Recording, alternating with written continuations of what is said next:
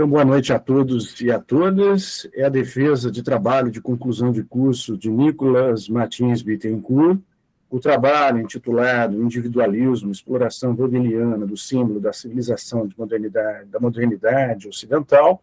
Gostaria de inicialmente agradecer a presença, o convite, ter aceitado o convite, a professora Marise Chons, o professor Reginaldo Teixeira Pérez. Eu agradeço demais a participação de vocês. E vou aqui explicar o rito, então, Nicolas, e de toda a assistência aqui presente, a Maria Clara, a Eduarda, de como que vamos proceder nessa noite de quinta-feira. Você tem até 15 minutos, Nicolas. Eu estou levando a sério esses 15 minutos, tá bem, querido? 15 minutos de apresentação.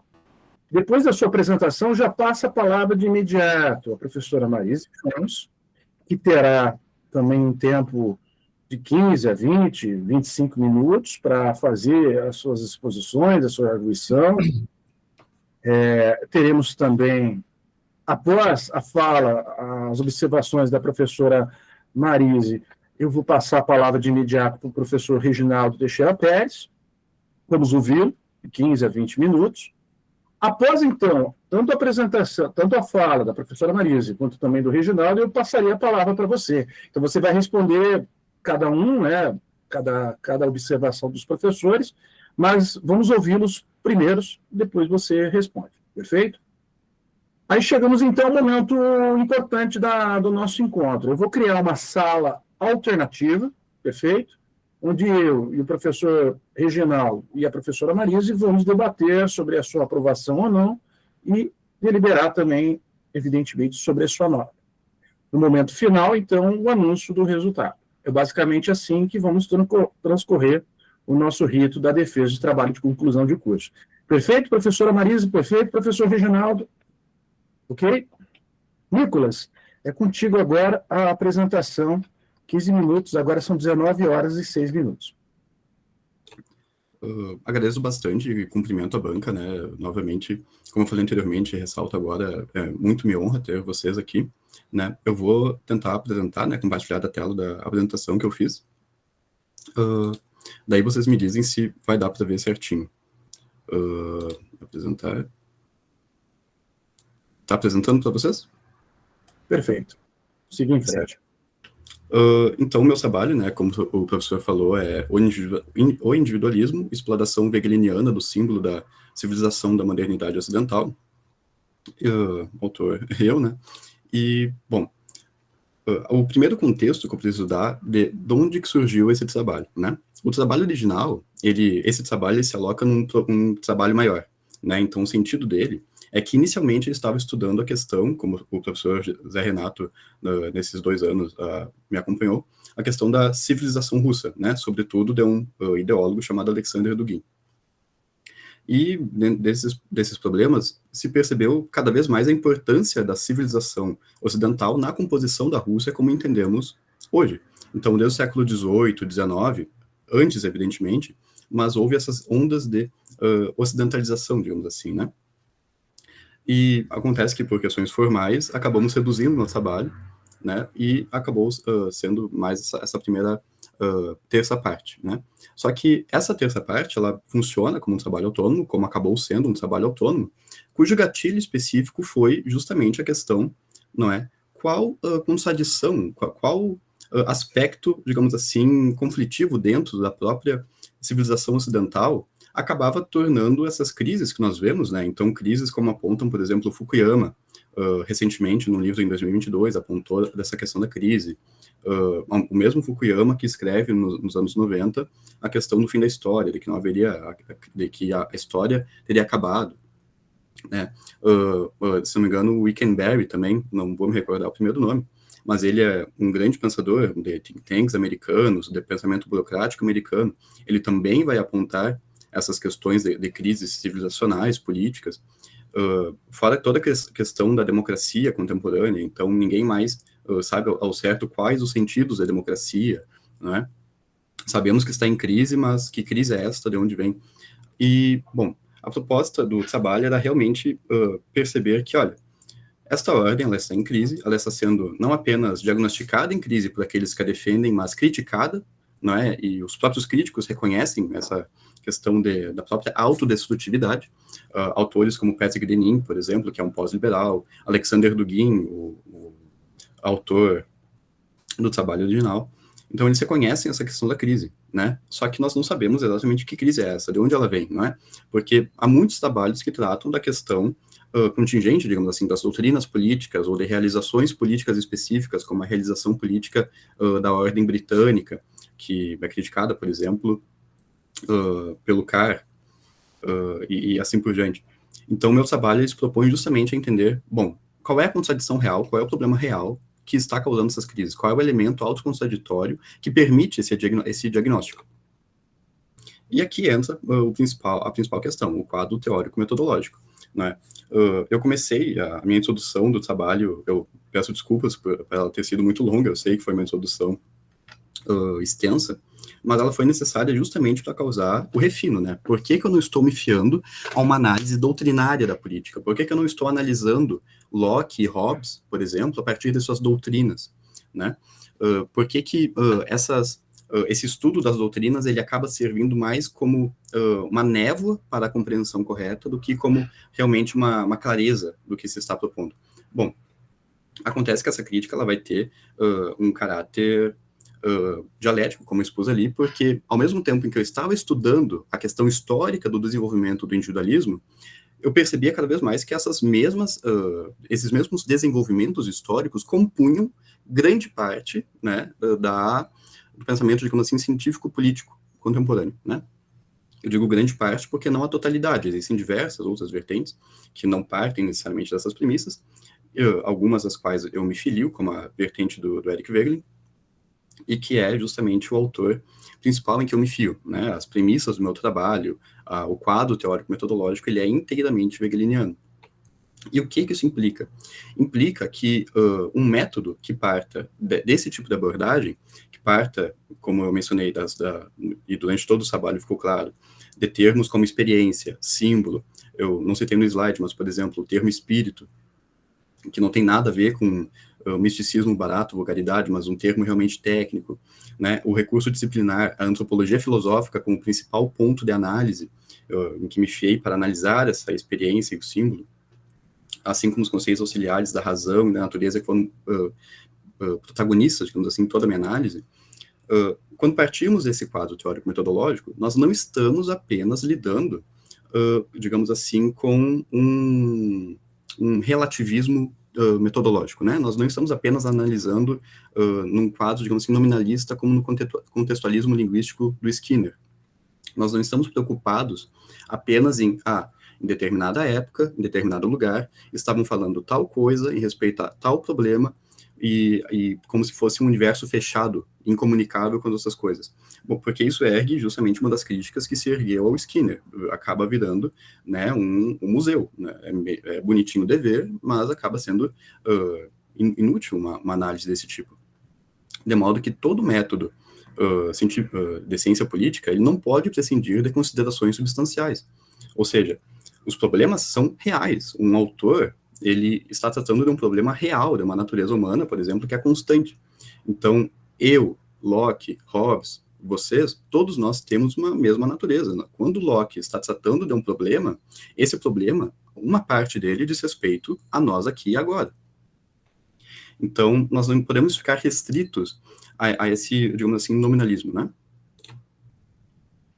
E, bom, eu estou simplificando um pouco a discussão porque eu conto que vocês leiam o trabalho e tudo mais, então estou indo um pouco mais direto, né? Direto ao ponto, até por causa do tempo. Mas no curso da nossa investigação, eu parti principalmente do método wegeliniano e achei, digamos assim, essas duas experiências, né? E qual é a questão dessas experiências? Bom, quando nós temos um símbolo político, ou que muitas vezes está na forma de um conceito, muitas vezes está na forma, digamos assim, de uma elaboração analítica. Pensem, por exemplo, o próprio Leviatã hobbesiano, a própria elaboração do indivíduo em Hobbes, a própria questão do contrato, a própria questão da propriedade em Locke. Tudo isso são símbolos, não é? o indivíduo ele vai se tornando cada vez mais um símbolo também com o passar do tempo. Então, a noção de direito se torna também um símbolo, não apenas uma operação real. Então, as pessoas acabam se orientando existencialmente a partir desses diversos símbolos. É a forma como elas traduzem orientação no mundo. E, bom, como elas ganham esses símbolos? Elas ganham, digamos assim, a partir justamente dessas experiências. Então, temos a experiência da participação, por exemplo, que, bom, no trabalho, como vocês puderam conferir, ela se trata mais de uma questão dos filósofos na antiguidade e uma questão do simbolismo pneumático, tanto nos profetas e tudo mais, da tradição judaica e posteriormente a tradição cristã. Mas essa experiência da participação ela não é restrita àquele tempo, né? Novamente eu digo, nós não estamos analisando apenas aqui em uma forma cristalizada, né? Mas estamos analisando realmente um tipo de experiência que se desenrola no tempo. Não tem como esse tipo de experiência sumir, né, absolutamente. Da mesma forma que a experiência de alinhamento, que eu analisei posteriormente, ela não surgiu do nada também, né? Essas coisas, elas estão presentes substancialmente na própria natureza humana, né, enquanto potencialidade. Então, na experiência de participação, nós vamos ter a noção do nous, da razão, a da episteme, da physis, que são realmente determinações orientadoras do homem, que não são apenas determinações externas, né? Então, quando nós estamos falando de um ponto de vista moderno, que o ponto de vista anterior, que as experiências dos símbolos anteriores, são de uma determinação exterior do homem sobre si, nós não estamos corretos, né? Da mesma forma que quando dizemos, como muitos já ouvi, que, por exemplo, na antiguidade não havia indivíduo, né? Bom, nós estamos incorrendo em um erro, porque, na verdade, havia o pensamento de cada pessoa em particular. Se tinha essa noção, né? O que não havia era justamente essa ampla sistematização nos moldes de uma física matematizada, por exemplo, que veja o homem como um todo fechado em si mesmo, né? Como um construto geométrico. Porque esse tipo de experiência, amadurecido, é justamente a experiência de alinhamento.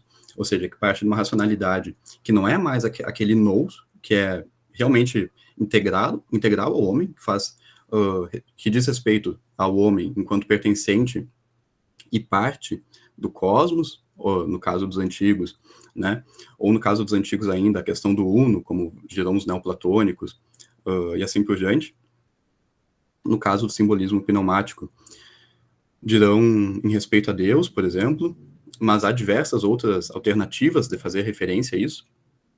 A questão da episteme, enquanto um conhecimento que não é apenas um conhecimento técnico, né?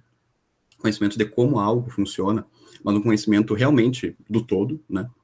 Physis, no sentido de natureza, não apenas enquanto algo dotado de leis matematizadas, certas, mas physis como a própria dinamicidade das coisas, aquilo próprio de cada coisa, tanto na sua geração, na sua manutenção e na sua corrupção.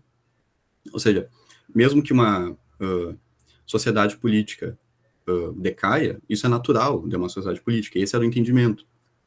Acontece que, nessa nova experiência, nós temos uma racionalidade instrumental, ou seja, a adequação de meios a fins, quaisquer que sejam esses fins, com o máximo de eficiência, então maximização de ganhos e minimização de perdas, a questão da técnica, que é muito forte, o Francis Bacon, por exemplo, e as próprias ciências naturais, que, enfim, a questão da matemática, com a geometria e posteriormente a física, são os determinantes de toda a formação que conhecemos como científica na modernidade. Passando. Bom, acontece que a primeira experiência, a experiência de participação, realmente não permitia ao homem grande margem de arbítrio, não é? Não permitia realmente uma grande margem, digamos assim, de optar. Certo, professor, muito obrigado. De optar por qual seria o seu fim último, por exemplo, qual seria o sumo bom em que ele se moveria. Não, havia realmente, ele estava participando de algo e ele tinha apenas as opções. Olha, a opção X inclui tais aspectos, a opção Y tais aspectos. Então não havia essa, digamos assim, não havia essa hipertrofia da vontade, né? E acontece que quando muda, né, digamos assim, o paradigma, temos diversas elaborações, como a elaboração hobbesiana, por exemplo, spinoziana, que todas contam com esse reducionismo matemático, né? Mesmo que eles façam, como no caso do Hobbes, no caso de Locke, referência a um aspecto das escrituras, no fim das contas, pela antropologia que eles descrevem, isso é meio que descartado, é descartável, como posteriormente foi no século XIX, por exemplo. Então, o Hume, ele, ao mesmo tempo, ele é o cume dessa elaboração, porque ele está, enfim, percebendo tudo no centro do iluminismo, digamos assim. Claro, um escocês. Mas ele, ao mesmo tempo, ele percebe essa contradição.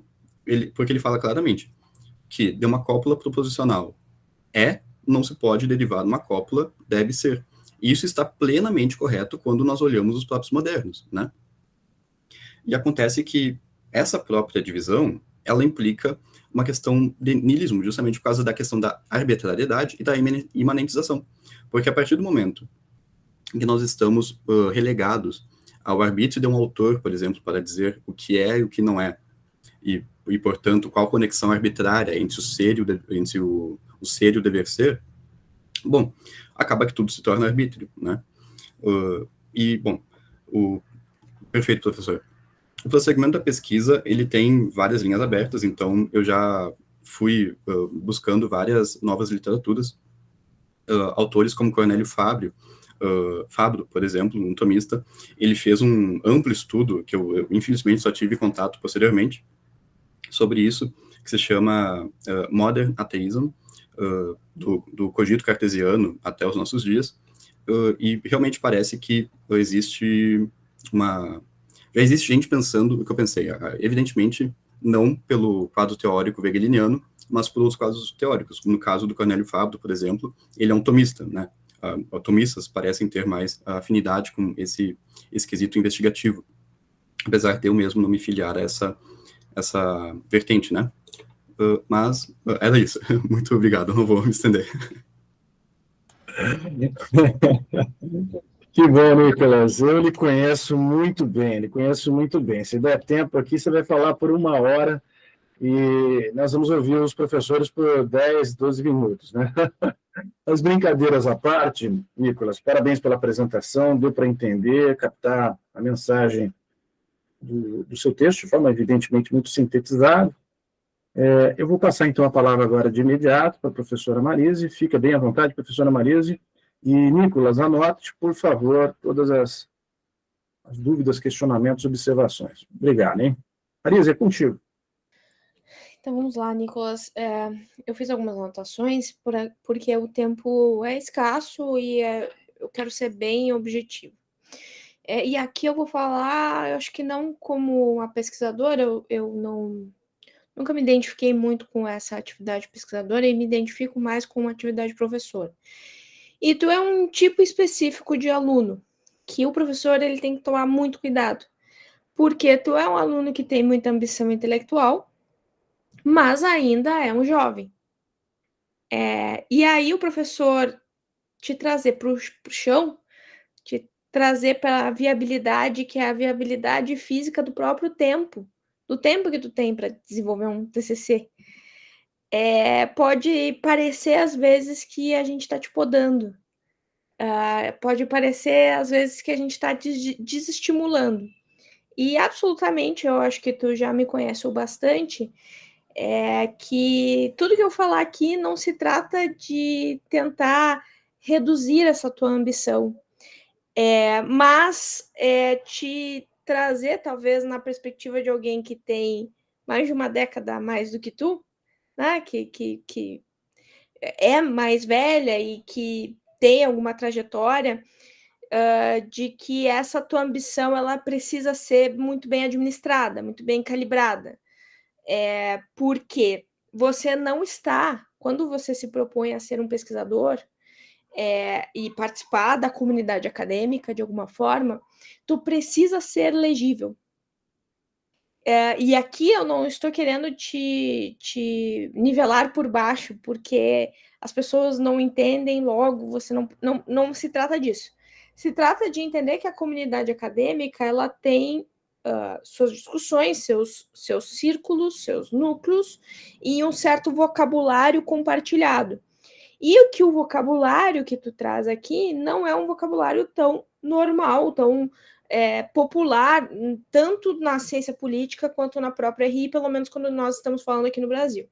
E aí eu sei que você tem pretensões acadêmicas, logo você vai precisar pegar essa tua ambição intelectual, pegar, sim, o teu interesse em Wegelin, mas ser inteligente e administrar muito bem essa necessidade de trazer esse autor para o debate acadêmico brasileiro e, no caso, da RI. E eu acho que, nesse aspecto, ainda falta muito no teu trabalho, pensando nos desafios que vão se seguir para além do TCC, né, para depois do TCC. Então, só abrir aqui as minhas considerações, porque daí eu não me perco e eu vou bem rapidinho para não tomar muito tempo de todo mundo. Então, assim, eu não estou fazendo dou tapa e depois assopro, não tem nada disso, mas eu quero primeiro trazer, assim, os pontos fortes, tá?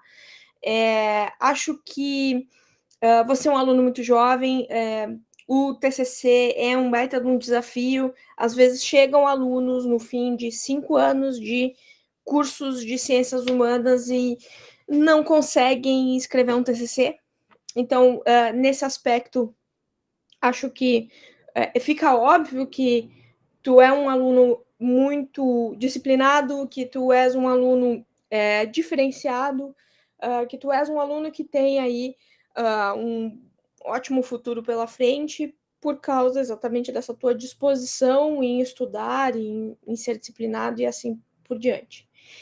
E principalmente por uma certa sensibilidade que às vezes a gente tem que forçar e reforçar com os alunos, que eles tenham essa sensibilidade, que é um cuidado com os conceitos. Tu és muito preocupado com a dimensão conceitual e isso é muito positivo, tá? Demonstra, assim, um domínio do referencial hegeliano, que inclusive já deixo explícito aqui, que não é a minha área de atuação. Acho que o teu tema em si, ele é um tema latente das discussões da filosofia política contemporânea, inclusive o próprio vocabulário, civilização ocidental, ordem, modernidade, são vocabulários que, enfim, existe um campo muito frutífero para exatamente tu desenvolver a tua carreira em cima disso, tá? E a execução do teu TCC, ela é uma execução adequada, apesar de alguns problemas, tem uma qualidade de escrita acadêmica, ela tem uma execução adequada, como, por exemplo, uma preocupação com o desenvolvimento das tuas reflexões metodológicas. Mas aí entra, talvez, os problemas, tá? O teu TCC não tem um equilíbrio interno e também não demonstram uma clareza metodológica necessária. Há um excesso muito grande, quando tu diz, o começo foi muito longo, muito extenso. Há um excesso muito grande de argumentos metodológicos, isso demonstra que há um esforço, e geralmente quando a gente pega TCC de alunos, a gente tem que instigar os alunos a escreverem esse aspecto metodológico. Tu, neste caso, pecou pelo excesso, tá? E aqui não é o excesso, eu não estou falando de maneira burocrática, foram muitas páginas. Não, ficou demasiadamente, principalmente para um contexto de TCC, ficou demais. Poderia, sim, ser sintetizado e essa parte do teu texto ser mais enxuto, e eu não digo só para um TCC, eu digo agora que o teu processo vai ser a dissertação, e eu, por exemplo, te sugeriria, ou se eu estivesse na tua banca de mestrado, eu sugeriria que, olha, vamos reformar essa metodologia, tá? Há uma repetição muito grande nessa tua exposição dos argumentos, que ela é, por um lado, extremamente positivo, porque mostra uma sensibilidade que, às vezes, os alunos de TCC não aparecem para o TCC com essa sensibilidade, mas houve uma repetição quase que defensiva da tua posição epistemológica, e eu entendo até as razões, mas há um gasto de energia muito grande, justificando o próprio método. E, inclusive, esse gasto de energia justificando o próprio método acompanha vamos dizer assim, uma não execução desse método se a gente não tivesse perdido tanto, gastado tanta energia, talvez, nessa exposição. E aí, alguns problemas de forma. Eu adoro notas explicativas. Se for olhar qualquer textinho meu, um monte de nota explicativa.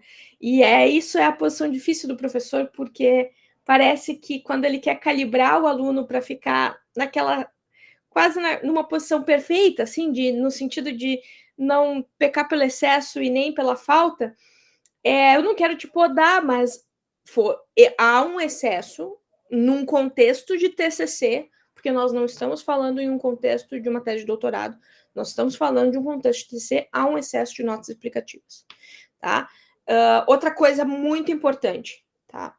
Tu mostra envergadura, mostra repertório, mostra que é alguém, um aluno que está levando muito a sério o que está trabalhando, e isso é maravilhoso, mas isso não acompanha, por exemplo, talvez algo muito necessário que precisaria de um certo exercício de síntese, de uma reflexão simplificadora, não simplista, mas simplificadora, que é uma delimitação mais explícita da pergunta de pesquisa. Então, veja, você teve todo o esforço em desenvolver metodologia, desenvolver teu texto de metodologia, mas ele acaba ficando, no todo, o trabalho um pouco capenga no momento em que não temos ali 2, 3 linhas que deixam explícito, digamos assim, o teu problema de pesquisa, né? Então, outra questão que você teria, eu acho que aqui nessa banca, eu não conheço tantos outros professores, mas para mim, você não precisa justificar, mas eu preciso trazer essa possibilidade, porque eu sei que tu vai seguir, pelo menos com esse aparato conceitual. Em outras bancas, você pode acabar caindo numa situação da banca, por exemplo, te questionar se a tese ela é uma tese de teologia ou de RI. Tá? Não é um demérito aqui, não é nem mesmo uma crítica, mas apenas algo que eu preciso te preparar no futuro, porque tu precisa ter a resposta do porquê você está trazendo a dimensão, você está a fronteira formal entre, por exemplo, os campos disciplinares, eles existem. Por mais que a tua tese, inclusive, tende a ver com um certo lamento esse processo de fronteiras disciplinares estabelecidas, querendo ou não, você vai enfrentar essas fronteiras disciplinares. E essas fronteiras disciplinares vão te trazer certos constrangimentos que você precisa estar preparado.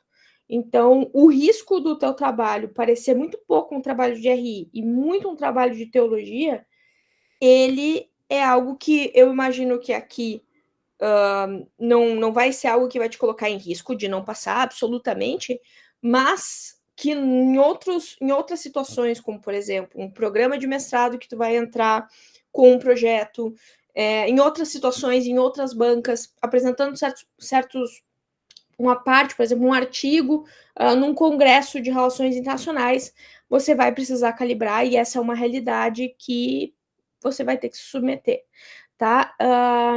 E todo esse teu esforço mostra a desproporção da distribuição do teu trabalho no momento em que chega e a tua conclusão é extremamente curta em relação ao restante da obra. Então, não só eu não tenho problema com sínteses, eu não acho que nosso trabalho se mede por páginas, nada disso, tá? Não se trata nem de ter muitas páginas, nem poucas páginas, não se trata de um número. Se trata de uma estrutura relativamente equilibrada que o TCC precisa ter, que um trabalho desse precisa ter, porque essas formalidades, elas são maiores do que a gente. Essas formalidades existem por uma determinada razão, elas podem sim nos aprisionarmos nessas formalidades, isso é muito ruim, mas a gente precisa conhecer essas formalidades e jogar com elas, tá?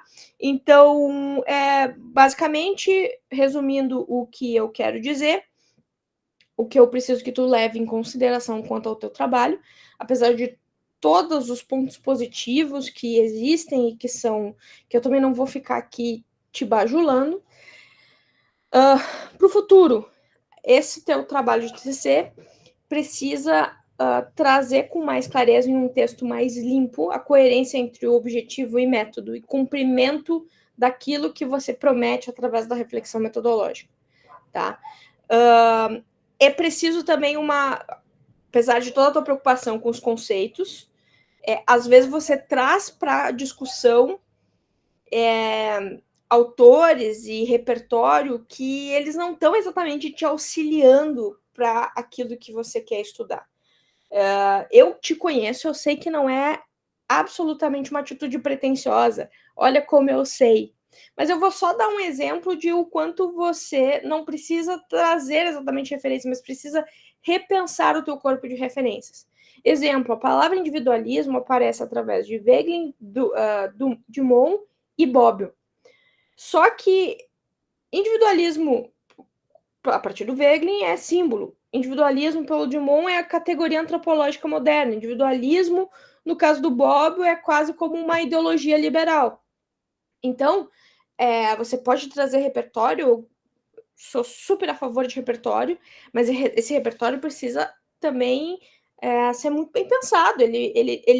Você pode ser econômico e ter uma tese poderosa em poucas páginas, e tu pode, por exemplo, trazer vários autores e acabar patinando em cima desses autores. Então, é preciso, a certos pontos, como, por exemplo, esse exemplo que eu dei do individualismo, que precisa você organizar a partir das suas próprias reflexões, e isso vai se desenrolar no texto. Então, tome cuidado com o uso de fontes para que o teu texto não se perca, tá? Tome cuidado com essa proporção que é formal, mas também com uma proporção que é disciplinar entre a teologia e a ciência política, por exemplo, tá? E tenho que trazer a realidade, tá? Eu também sou mais teórica, eu encontrei e adaptei a minha carreira para poder me dedicar à teoria, mas a verdade é que os programas de pesquisa, e isso não só no Brasil, isso é no mundo inteiro, tendem a beneficiar, a privilegiar trabalhos empíricos. E nesse aspecto, o teu trabalho empiricamente ele é muito frágil, né? Você sabe disso.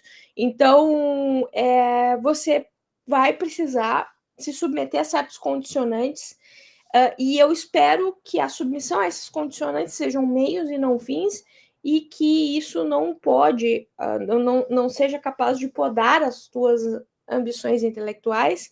Acho que o Wegelin é um autor que, apesar de não ser muito bem trabalhado aqui no Brasil, existem lugares, especialmente nos Estados Unidos, que ele é muito bem trabalhado. Então, eu acho que existe futuro acadêmico para você trabalhar com Wegelin, e aí esse vocabulário vai também não só ser amadurecido, mas uma comunidade acadêmica que já consegue absorver melhor esse vocabulário. Então, já tem mais claro, né, esse vocabulário. E é isso que eu queria dizer. Focar, no teu caso, a gente vai ter que focar um pouco mais em sínteses, em economias. Veja que eu não sugeriria isso a todo o aluno. Geralmente a gente estimula os alunos a escrever, porque eles não escrevem aquilo que é necessário. E no teu caso o processo de escrita, ele também é um processo de cortes, tá? Talvez sim, você escreva 200 páginas, e dessas páginas, um trabalho formal, a partir dos condicionantes formais, que não fui eu que inventei, esse trabalho ele vai virar um trabalho de 40, e muito denso, e muito bem trabalhado, e muito bem organizado, e sistematizado, sem simplificações, e acho que é exatamente nesse exercício que tu tem que apostar, mas falando aí de processos futuros, tá? É isso que eu tinha a dizer. Espero não ter passado muito tempo. Obrigado, professora Marise. Agradeço demais. Foi importante essas palavras, essas considerações. Professor Reginaldo, é contigo agora, por favor. Muito bem, boa noite a todos e a todas, aos professores, a professora Marise, o professor Zé Renato, ao Nicolas. Volto a agradecer efusivamente esse honroso convite, e cumprimento também os nossos alunos, as nossas alunas ali que estão participando aqui como assistentes, não é? Desse nosso rendezvous acadêmico, né? O que é muito bom. Então, prazer em revê-los e conhecer a professora Marise, né? Nicolas, eu juro que estava pensando assim, eu vou anotar aqui para discordar da professora Marise e depois a gente provoca o Nicolas, né? Nicolas, eu admito o seguinte, assim, eu estou impressionado, eu não consegui discordar da professora Marise em 1 milímetro, Nicolas. Eu vou dizer as mesmas coisas que ela disse aqui, Nicolas, com a tua licença, de modo diferente. E tu vai ver que não há nenhuma discordância da professora Marise, a não ser na apresentação aqui, né? Eu gosto de fazer o seguinte, eu te assistisse a algumas defesas, Nicolas. Eu gosto de fazer uma avaliação primeira, genérica, não é? Muito genérica, e depois eu apresento algumas contribuições, assim, sugestões quase críticas, não são críticas, quase críticas, e pretendo ser tão delicado como foi a professora Marise, mas eu não vou conseguir ser tão preciso quanto ela, né? Então, assim, mas eu, assim como você se acosta à perspectiva, ao approach do Wegelin, eu me acostei desde sempre ao approach da professora Marise. Ponto e pronto. Eu não consigo discordar em nada do que a professora acabou de expor. Então, aqui um complemento ao que disse a professora. Só que muita coisa vai ser repetida, talvez de uma maneira um pouco diferente. Mas é importante que um cara como tu, Nicolas, com o futuro brilhante que tu tem, ouça isso. Tá? E eu vou fazer essa primeira avaliação e depois vou apresentar o que eu chamei de sugestões delicadas ou sugestões frágeis, não é? Para tentar contornar um pouco algumas das observações da professora Marise. Eu acho que consigo, não é? Não discordar dela, não. Mas complementar alguma coisa para a gente poder situar esse teu belíssimo trabalho num âmbito em que eu possa levar o resto, que é a problematização do trabalho. Tá? Então, vamos lá. Deixa eu enquadrar aqui as minhas observações. Tá? Então, já respondi ao protocolo, né? Portanto, eu li o teu texto e aprendi com ele, Nicolas. Aprendi mesmo. Eu, a professora Maria e o professor José Renato são da área, né? Não tenho nada a observar. Né? Eu li o texto com a devida atenção e eu aprendi com o teu texto. Para mim, isso aí foi maravilhoso. Né? E, portanto, eu vou apresentar em 2 momentos aqui o meu argumento, rápida e objetivamente. Tá? No primeiro, eu vou fazer uma avaliação genérica do trabalho, rápida. Vou fundamentar o porquê da avaliação, uma avaliação peremptória. Vou meter o juízo aqui de aprovação e reprovação de cara. Né? Vou cometer essa loucura. E depois vou te apresentar alguns comentários que poderia ser assim, poderia ser assado. Repito, sem discordar em nada da professora que me precedeu. Nada. Não consigo discordar em nada da professora. Tá? Em nada. Então, vamos lá. Fundamentos da avaliação do texto. Né? Então, é impressionante o volume de materiais manuseados. É impressionante. Algo impressionante, Nicolas. Né? Só para você ter uma ideia, sempre alinhado ao que falou a professora, são 158 notas de rodapé e 11 páginas de referências. 158. Algumas notas de rodapé, são várias, tem a página inteira. Letra tipo 10, espaço 1. Para ler o teu trabalho, Nicolas, olha, 130 e poucas páginas, mas assim, muitas horas. Leitura densa, Nicolas. Pesada, meu caro. Assim, um aprendizado, mas assim, eu sempre digo isso elogiadamente. Eu estou na fase dos elogios aqui, né? Então, eu vou reposicionar o teu trabalho para poder encaminhar a minha crítica, né? Eu estou colocando o teu trabalho no âmbito de uma dissertação de mestrado, com a licença dos professores aqui da banca. E aí eu fico mais à vontade para dizer o que vem. Tá? É um componente descritivo, talvez haja algum elogio aqui, mas é um componente descritivo para eu poder me situar, Nicolas, tá? É muito também saliente o conhecimento de outras áreas do conhecimento. A professora citou religião, perfeitamente. Eu citaria história e filosofia. Cara, tu tem curso de filosofia, Nicolas? Ou tu é autodidata? É isso? Filosofia? Cara, não é? Mas, pelo amor de Deus, meu querido. Eu, assim, fiz um curso de filosofia contigo aqui, Leandro Trabalho. Assim, impressionante. Breve parênteses, antecipando nova concordância com a professora. Assim como há excesso de religiosidade, excesso de história, excesso de filosofia, sobretudo religião e história, vai ser sobre as RIs. Em que sentido ele seria funcional, útil às RIs? Como é que você conseguiria amoldar o trabalho às RIs? Lá no final. Tá?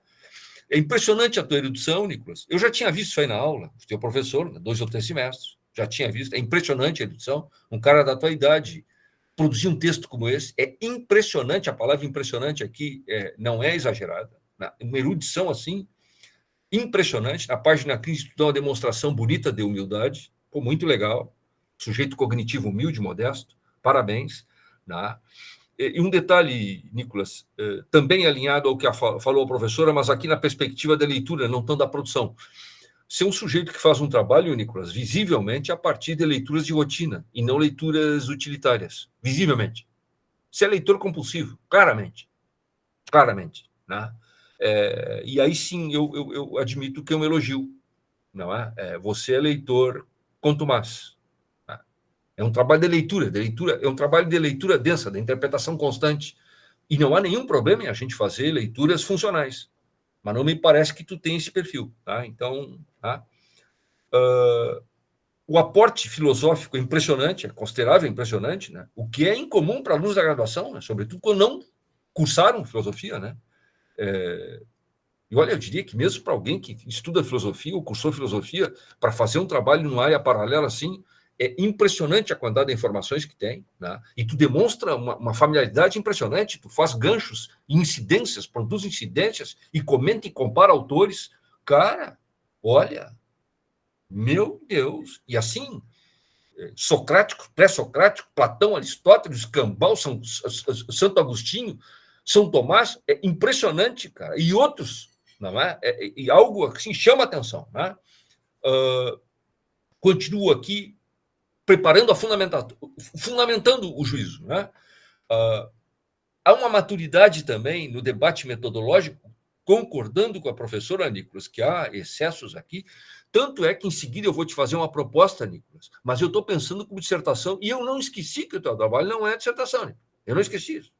Mas eu vou pensá-lo como dissertação. Caberia. Cara, são 18 páginas da introdução, Nicolas. 18 páginas, cara. Assim. Que trabalho tem 18 páginas de introdução, cara? Um trabalho de 130 páginas. 15% de trabalho de introdução. É uma loucura. O que eu quero dizer é o seguinte: como é muito denso o teu debate metodológico, que ganha ganchos epistêmicos, tu poderia colocar ele, deslocar para um capítulo próprio. E a introdução ficaria naquilo que a professora está corretamente solicitando, que é uma coisa mais objetiva. Na introdução, tu diz o que eu vou fazer, cara. O tema é esse. Eu vou fazer isso dessa maneira. O último parágrafo é isso. E no fim, a partir de um questionamento, uma problematização, e lá no fim tu responde esse questionamento, mais ou menos, ou não responde. Ou não responde. O importante é fazer como tu faz. Ser honesto intelectualmente, vamos adiante. Tá? Porque esses aspectos metodológicos, olha a curiosidade, lá no texto tu botou método. Lá no texto tu escreveu método. Ou metodologia, uma coisa assim. Aqui tu botou aporte teórico metodológico. Aqui na apresentação, no plano oral aqui, uma curiosidade. E eu acho que sim, tu está mais correto. O Nicolas oral aqui está mais correto do que o Nicolas escritor. Não é? É uma abordagem teórico-metodológica. E tu concebe ainda ganchos epistêmicos. Pô, tem teoria do conhecimento ali para dedéu, cara. Manheim, Escambau. Vi isso aí, claro, não é? Então, eu propori isso aí, mas vou falar mais adiante. É rápido. Né? É uma coragem ímpar, assim, novamente alinhado à professora. A tua coragem é impressionante fazer um trabalho desse. Tá? Tem que ver se ele molda as relações internacionais, no sentido estrito, tá, do termo, que é um TCC do curso de Relações Internacionais. Tá? Outra coisa, o Wegelin não é somente pouco conhecido, o primeiro texto traduzido é de 79, tu deve saber isso melhor que nós todos, evidentemente, né? Aqui no Brasil, né? Mas apresenta uma abordagem um tanto peculiar. E para esse sujeito, eu não sei se tu vai concordar comigo, Nicolas, eu estou aprendendo sobre o sujeito contigo, meu cara, né? Em conversas, inclusive, anteriores. Ele é um típico pensador independente, sublinho independente. Ele não se amolda a nenhuma corrente. Tal. É impressionante a independência do sujeito, não é? Especialmente no que respeita à teoria política. E inovador interpretativamente, né? Portanto, tudo isso, Nicolas, que eu admito que tem traços elogiosos aqui, conspira para o voto de aprovação. O voto vogal, vamos ter que esperar o voto dos 2 professores aí, mas o meu voto é pela aprovação desde logo, inequivocamente. Não é? E agora eu vou te propor, na sequência, algumas sugestões rápidas, né, porque o nosso tempo é curto, não é? Mas são sugestões muito light, Nicolas, muito light, e sempre olhando o que eu não deveria fazer, o teu trabalho mais como uma dissertação. É que eu estou preocupado, eu vou tentar justificar essas sugestões light aqui, Nicolas, a partir do acesso que o teu trabalho vai ter que ter. Teu trabalho vai ser frequentado, cara, vai ser citado, isso vai ser referência aí para outros, inclusive para os colegas aqui, para as colegas que estão nos assistindo. Então, não se trata tanto de elogio, se trata de uma descrição. Teu trabalho realmente chama atenção, é impressionante. Então, vamos lá. Tu poderia ter feito, Nicolas, olha só o que eu estou cobrando. Isso estava lá na apresentação, e tu poderia, tu é muito educado, tu não vai alegar, mas isso está lá no Wikipedia, por exemplo. Eu li o Wikipedia sobre o... Tu tem toda a razão sobre o Voegelin. É uma boa apresentação do Voegelin na Wikipedia. Eu não tenho vergonha de dizer isso aí. Cara, caberia colocar uma nota biográfica, 3 ou 4 páginas, uma espécie de síntese do que está no Wikipedia, em função de um caráter sedutor para o alcance do teu trabalho. O cara olha aquilo ali, pô, mas que cara interessante esse aqui, na nota, mas no trabalho, não na Wikipedia, no teu texto. A primeira coisa poderia ter uma nota biográfica. Biografia intelectual, por exemplo, curta, 3, 4 páginas e tal. É uma sugestão, mas eu repito, é apenas uma delicada sugestão, Nicolas, para tentar ampliar o acesso ao teu trabalho. É só isso. Uma outra sugestão, Nicolas, das inúmeras citações em inglês, e que tu fizesse a gentileza de traduzir, parabéns, obrigado, etc. Salvo engano meu, os professores que conhecem melhor inglês, eu não vou me meter, do pouco que conheço, plenamente autorizada a tua tradução, Nicolas. Mas vou te dar uma sugestão. E uma pergunta, né? Não te pareceu que seria mais conveniente, depois de tu ter todo esse enorme trabalho de traduzir, ter colocado a tradução em português na continuidade do texto e o original na nota de rodapé? Porque isso daria fluência maior no teu texto, Nicolas. É uma sugestão assim, repito, sempre para o acesso ao trabalho.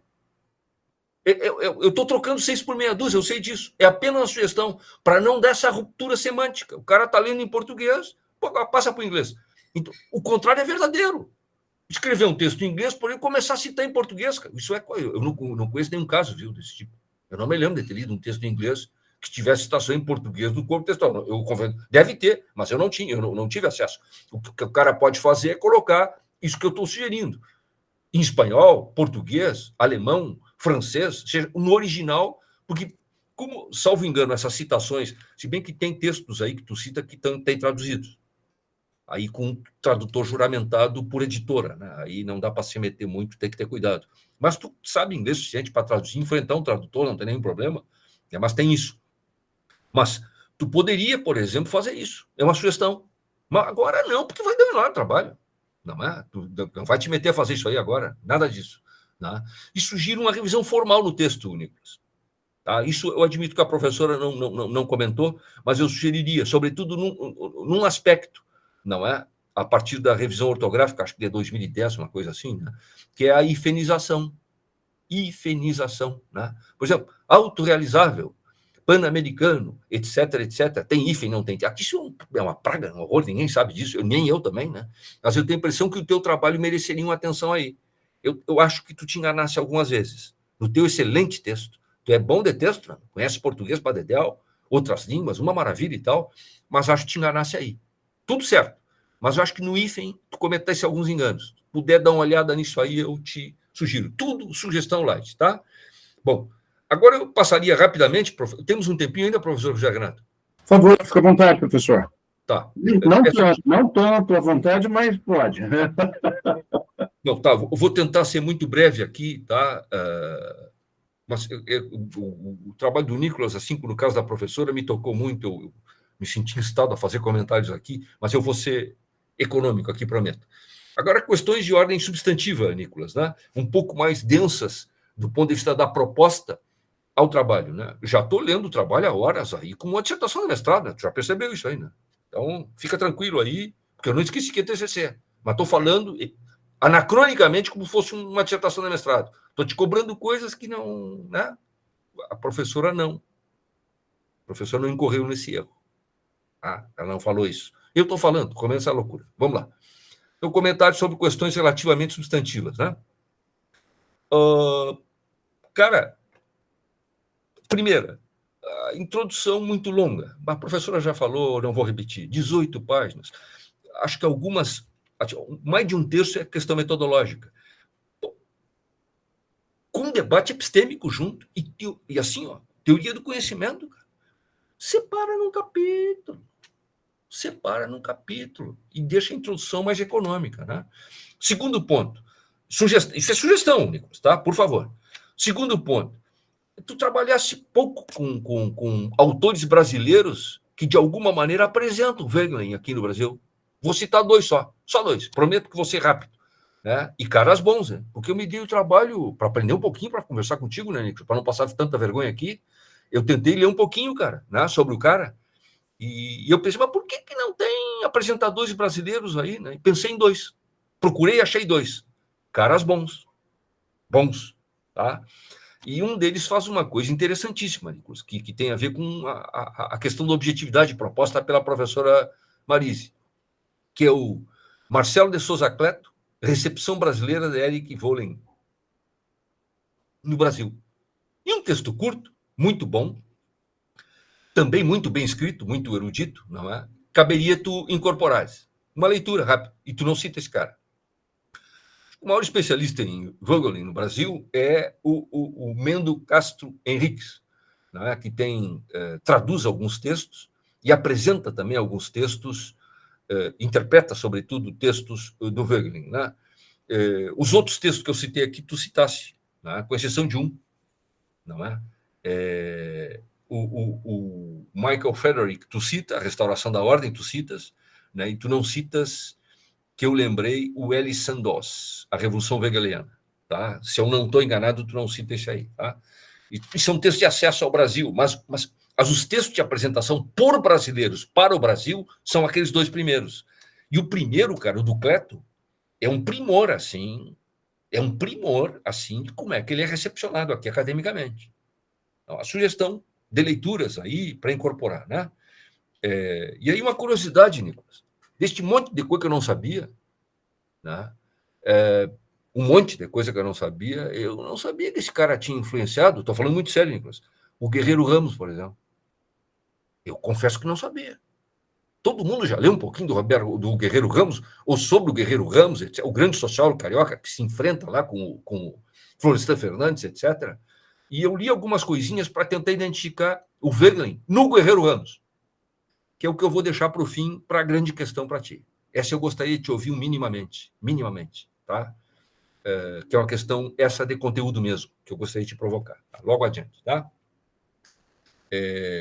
E o Wegelin está no Guerreiro Ramos, cara. Aí, no texto de apresentação do Guerreiro Ramos, que eu li, texto publicado lá numa revista da Bahia, estava lá, cara, 2 ou 3 passagens em que eu já tinha intuído e tal. Vou provocar o Nicolas por aí, tá? Bom, então vamos lá.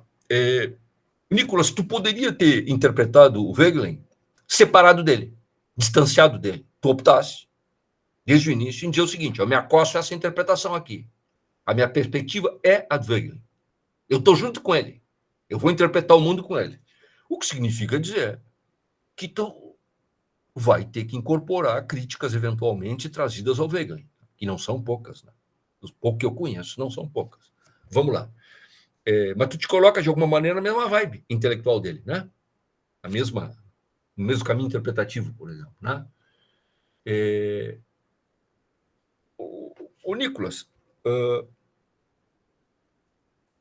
o Wegelin, uma crítica devastadora à modernidade e seus traços, devastadora. Tá? E tu toma a questão do individualismo, porque o Wegelin toma a questão do individualismo. Tá? Se eu dissesse para ti provocativamente, mas eu não tenho como sustentar isso aí, tu não vai me cobrar, viu? É apenas uma provocação, que há 3, 4 outros elementos tão importantes quanto o individualismo que perfazem um conjunto semântico próprio do mundo moderno, leia-se liberal, pós-Locke, sobretudo, não, que compõe um quadro semântico equilibrado com o individualismo. Eu vou citar, por exemplo, liberdade. Vou citar representação que é um conceito, do pouco que sei do Wegelin, quase nada, é um conceito importante para o Wegelin. Representação, não é? A separação do mundo público e do privado. O processo de racionalização que o velho Weber nos ensina o tempo inteiro, que resulta em processo de secularização, uma hipersíntese, excessiva síntese do argumento weberiano. Nós abdicamos da nossa humanidade em nome de elementos técnicos, tecnológicos, científicos e tal, e perdemos o nosso veio, né? O veio, o ego humano, o desespero humano que nos constitui, né? A gente perdeu de alguma maneira, né? E aí aqui eu acho que um desejo incontido de um certo retorno a um estado confessional. Será que não, Nicolas?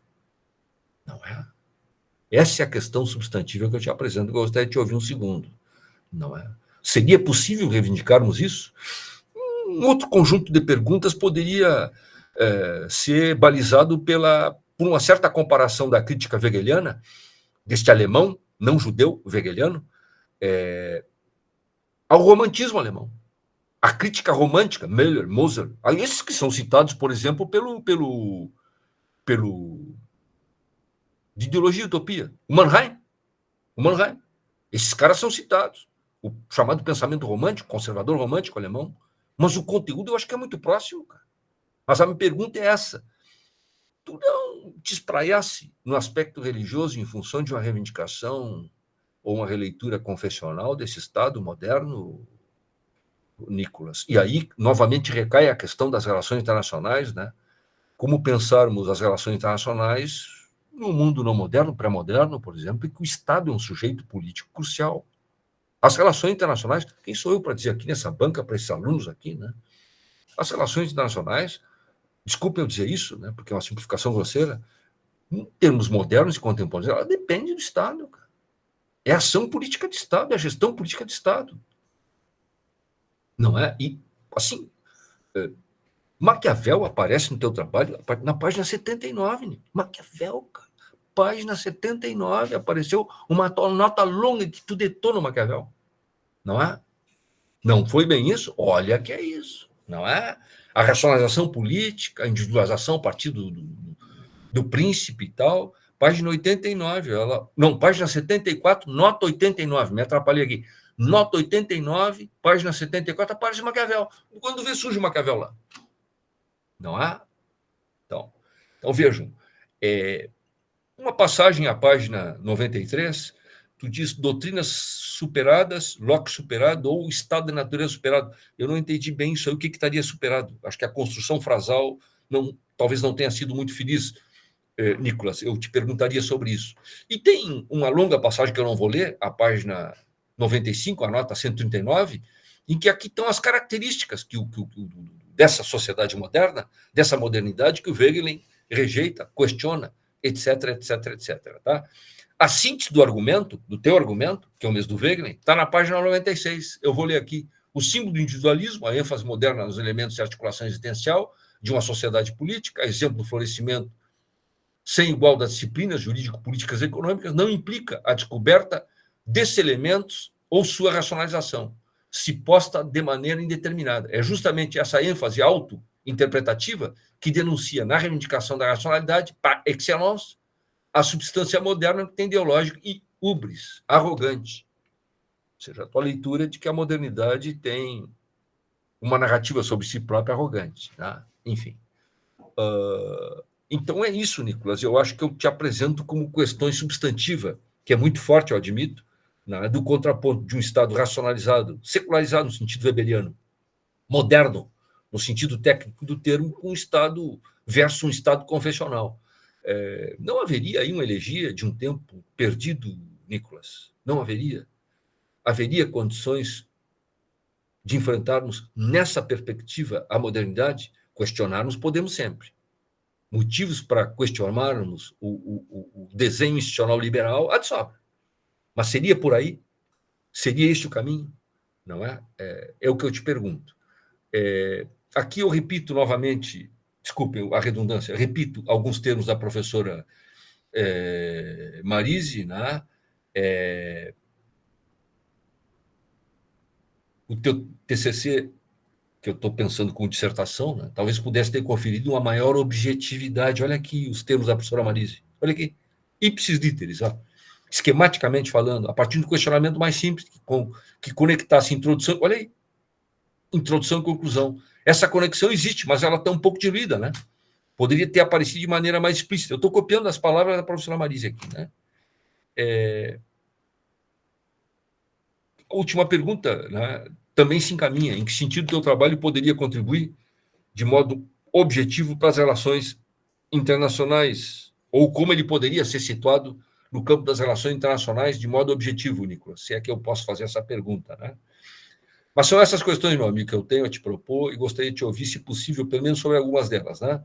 Volto a agradecer aqui a oportunidade de compartilhar essa erudita banca. Parabéns à professora Marise pela leitura, me deixou muito tranquilo, porque eu achei que eu tinha... Às vezes a gente acha que leu mal, né?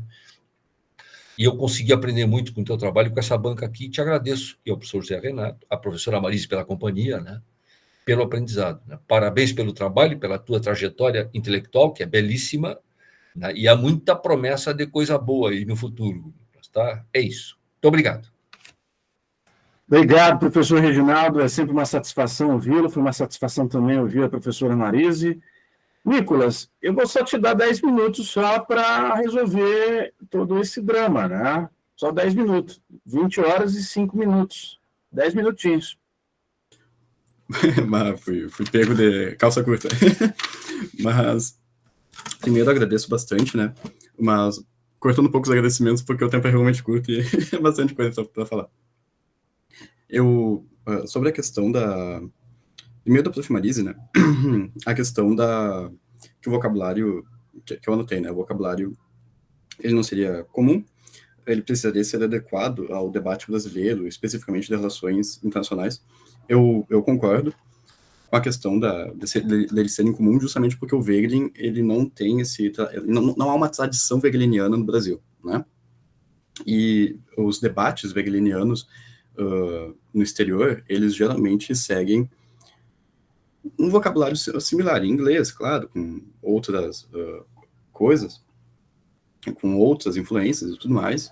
Nos Estados Unidos, inclusive, eu não me filio a essa ideologia, mas existe uma grande parte de wegelinianos conservadores nos Estados Unidos.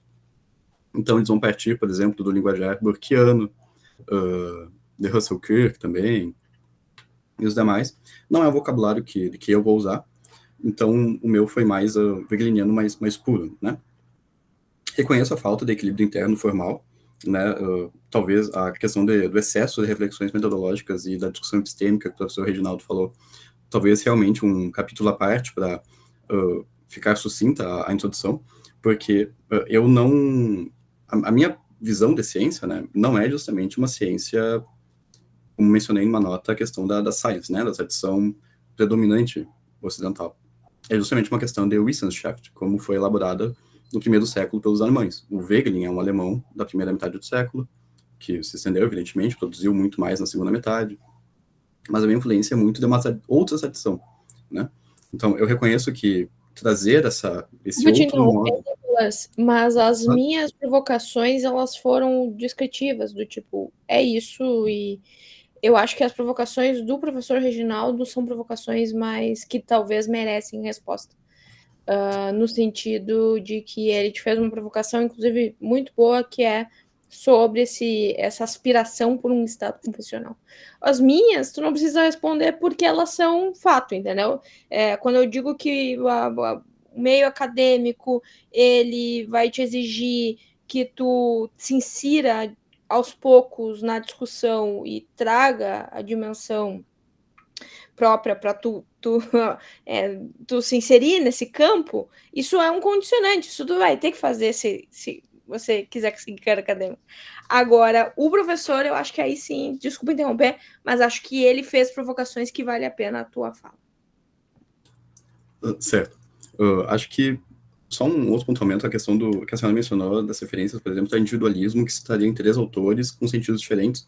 Na verdade, os sentidos, tanto do Bob quanto do Dumont, eles são incluídos no quadro teórico hegeliano, né? Então, tanto em Dumont quanto Bob, eles acabam sendo símbolos. Ainda que de maneira distinta, mas toda a investigação do Dumont, por exemplo, segue passo a passo, um pouco da investigação histórica que eu tomei. Claro, ele vai analisar a partir das doutrinas, eu vou analisar de um campo anterior, mas, enfim. Pulando, então, para a pergunta mais substantiva, se haveria, que acho que o grande incômodo talvez seja esse, se haveria um desejo de retornar a um estado confessional. Não há, assim, eu não tenho uma posição política a respeito disso, né? Mas, não, eu não acho que seja cabível voltar a um estado confessional, porque eu não acredito que, veja, o ponto de crítica é justamente esse. Uma das críticas é justamente essa. O pensamento político moderno, eu não raciocino por esses... perdão que minha cadela tá fazendo barulho aqui, ela é novinha. Qualquer latidinho é ela, perdão. Mas eu não raciocino pelos moldes políticos modernos. Então, a partir do momento em que eu estou tecendo essas críticas à forma de elaboração da teoria moderna, dos símbolos modernos, não se pode pensar que eu estou propondo remédio justamente o inverso, né? Eu não estou aqui propondo um estado ideológico com a minha ideologia, né? Eu sou justamente aquela pretensão epistêmica. A minha pretensão não é fazer aqui fazer propaganda de uma doxa, né? Não, a minha posição é essa, a minha religião é essa, temos de fazer ela ascender ao poder e dominar todos os meios, temos de fazer o catolicismo, que eu deixei explícito na introdução, que essa é uma parte da minha visão de mundo, né, da minha Weltanschauung, não acho que seja por esses meios, né. Acontece que eu quero, sim, fazer uma coisa que é influenciar esses novos meios de ver a política, de ver o fenômeno social, né. Então, o Wegelin ajuda bastante nisso, porque não são modos que ficaram para trás. Esse é justamente o seu erro. Eu não trato a modernidade exclusivamente como um ponto cronológico, né? Então, existe a modernidade no sentido cronológico, nos sentidos, por exemplo, que o professor mencionou na nota 169, em que as estruturas político-econômicas mudaram. O Wegelin ele não está fazendo uma crítica dessas estruturas, ele está descrevendo elas. Então, mudou. O modo de organização política mudou. O modo de economia global, nacional, local, mudaram. Não é este o ponto, né? O ponto é o seguinte, existem autores que permanecem com o modo clássico por metonímia, né, não cronológico, de raciocínio, mesmo na modernidade. Perto do final, na análise do Locke, eu mostrei, na mesma época em que Locke escrevia, Pascal escrevia a partir da base teórica de que eu parto, né? Wegelin parte das bases de que eu parto. Então, temos autores em todas as épocas que partem dessa experiência de participação.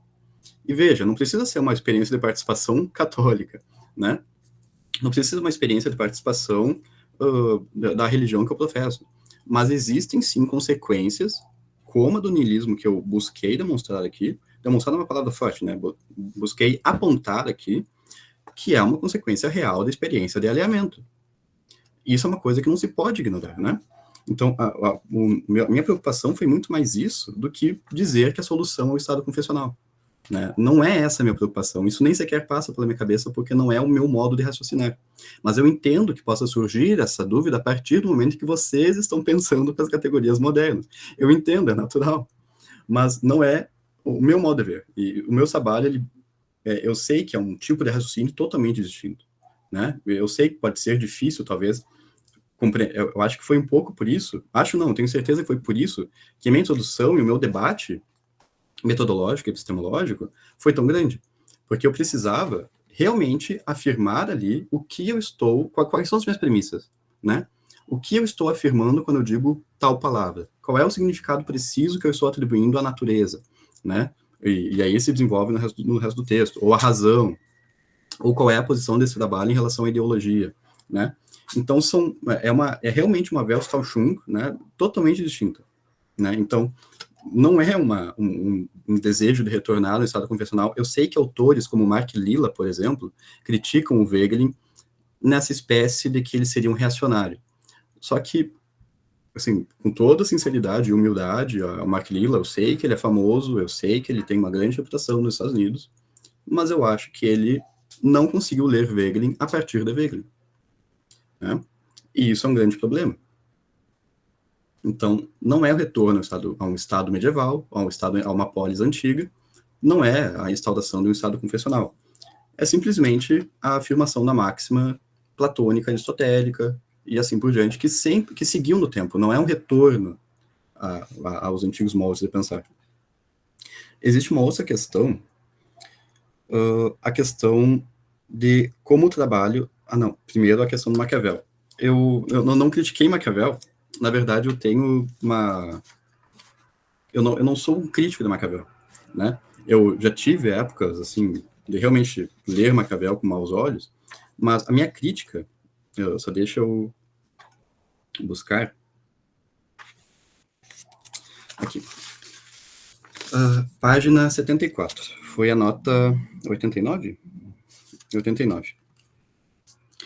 A minha crítica foi justamente que, por não tratar Maquiavel, pode pensar que eu não vejo importância nele. Mas a verdade é que ele é importante, né? Acontece que a forma como ele foi recebido pela Europa nortenha... Veja, Maquiavel é um italiano. Ele está pensando a partir das categorias renascentistas. Existe um livro de doutoramento do Hilton Buenos Aires. Assim, não vou aqui, eu tenho pouco tempo, já sei, já estou me excedendo, mas a tese dele é de que essas atribuições a Maquiavel, de que Maquiavel é o grande fundador da ciência política, de que Maquiavel é o grande secularista, de Maquiavel é o grande protagonista da modernidade, elas não se sustentam a partir do próprio Maquiavel.